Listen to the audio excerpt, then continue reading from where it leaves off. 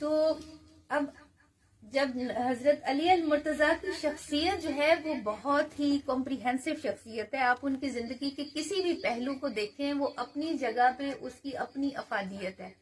اگر ان کے علم کو دیکھیں تو کوئی بھی دنیا کا شخص جب تک حضرت علی کو استاد نہیں مانتا وہ نبی پاک تک نہیں جا سکتا. ٹھیک ہے, کوئی بھی کسی بھی علم کا یعنی دروازے سے ہو گئی تو وہ آگے جائے گا.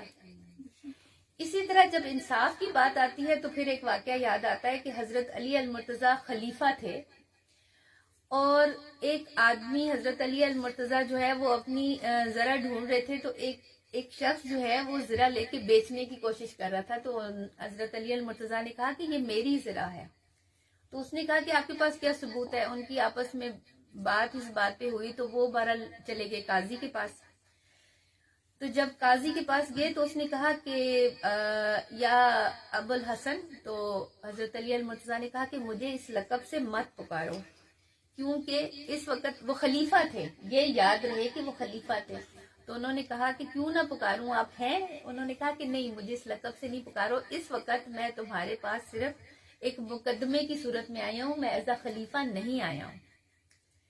تو پھر انہوں نے, کیونکہ وہ جو چیز تھی وہ تو اس جو کرسچن تھا اس کے پاس اٹھائی ہوئی تھی, تو ظاہر ہے کہ مقدمہ اس طرح بنا. تو قاضی نے کہا کہ حضرت علی نے کہا کہ تم مجھے اگر کسی لقب سے پکارو گے تو یہ سمجھے گا کہ تم مجھے فیور کر رہے ہو اور ہمارا کوئی آپس میں کنیکشن ہے, تو تم مجھے بالکل ایسے ٹریٹ کرو جیسے میں ایک آرڈنری انسان ہوں, ایک عام انسان ہوں. یہ دیکھیں ایک خلیفہ ہونے کے باوجود ان کا یہ رویہ تھا. پھر اس کے بعد انہوں نے جب یہ مقدمہ پیش کیا گیا تو قاضی نے کہا کہ آپ کے پاس کوئی ثبوت ہے کہ یہ آپ کی ہے. تو حضرت علی نے کہا کہ میرے پاس کوئی ثبوت نہیں ہے. تو یقیناً مقدمہ دوسرا بندہ جیت گیا. جب باہر نکلے تو اس کرسچن نے حضرت علی المرتضیٰ سے کہا کہ کیا آپ خلیفہ نہیں ہیں؟ انہوں نے کہا ہاں میں خلیفہ ہوں. انہوں نے کہا کہ آپ علی نہیں ہیں؟ انہوں نے کہا ہاں میں علی ہوں.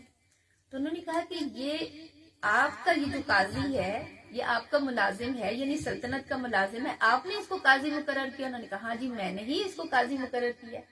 تو انہوں نے کہا کہ پھر وہ آپ کا یعنی ایک طرح سے تابعدار ہونا چاہیے تھا.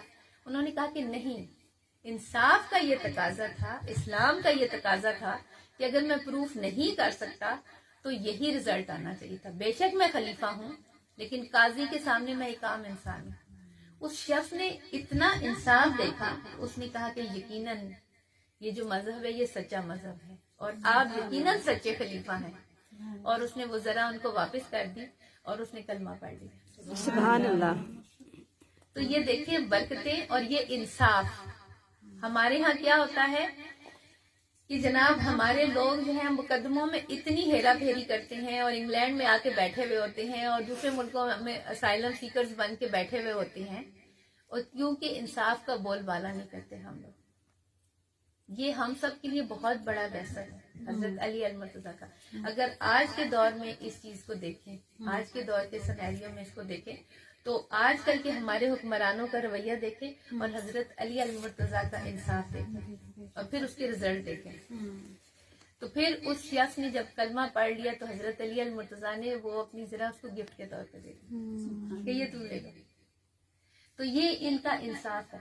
اب ان کی محنت دیکھیں. ہمارے ہاں جناب پائے منگوائے جا رہے ہیں لاہور سے, جب مری میں بیٹھ کے کھائے جا رہے ہیں. یہ حجے کے پائے یہ ہمارے حکمرانوں کا کریکٹر ہے. اور کہاں حضرت علی المرتضیٰ کا کریکٹر ہے؟ وہ یہ ہے کہ وہ جو ہوتے تھے نا یہودی, ان کے گھروں میں بھی کام کرتے رہے ہیں, ان کے آگے مزدوری کرتے رہے ہیں, اور اس کے باوجود وہ مشہور واقعہ کہ 3 دن بھوکے رہے. اور یہ 3 دن ایک دن کی مثال نہیں, یہ بہت دفعہ ہوا, بہت دفعہ وہ بھوکے رہے.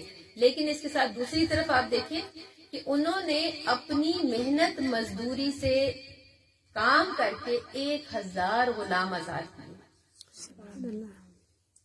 یہ نہیں ہے کہ اپنی ذات کے لیے 1000 غلام آزاد کیے. اتنی محنت کی اپنی زندگی میں. تو اتنی بڑی بڑی مثالیں ہیں حضرت مولا علی مشکل کشا کی, اور یہ ہمیں ان کی مثالوں کو فالو کرنا چاہیے. صرف محفلوں میں بیٹھ کے ہم نعرے لگا دیں, یہ محبت کا ثبوت نہیں ہے.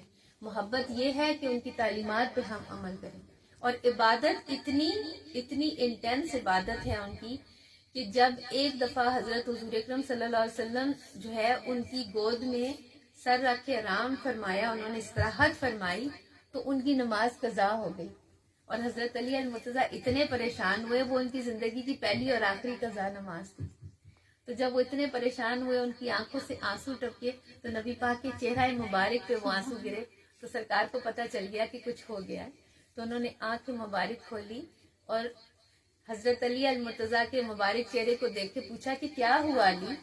تو حضرت علی المرتضیٰ نے فرمایا کہ میری نماز قضا ہوگی، لیکن جنبش نہیں کی. ادب دیکھیں، محبت دیکھیں، ان کی عقیدت ان کی دیکھیں، جنبش نہیں کی، آنکھ سے ایک آنسو گرا. تو حضرت نبی پاک نے جو ہے وہ سورج کو اشارہ کیا اور سورج واپس اپنی جگہ پہ آ گیا. یہ ان کی نمازیں ہیں. اور ہماری کتنی نمازیں قضا ہوگی ہمیں پرواہ نہیں ہوتی. تو آج ہم عہد کرتے ہیں اور دعا بھی کرتے ہیں اللہ تبارک و تعالیٰ سے کہ اللہ تبارک و تعالیٰ ہمیں 5 وقت کی قبولیت والی نماز پڑھنے کی توفیق عطا فرمائے.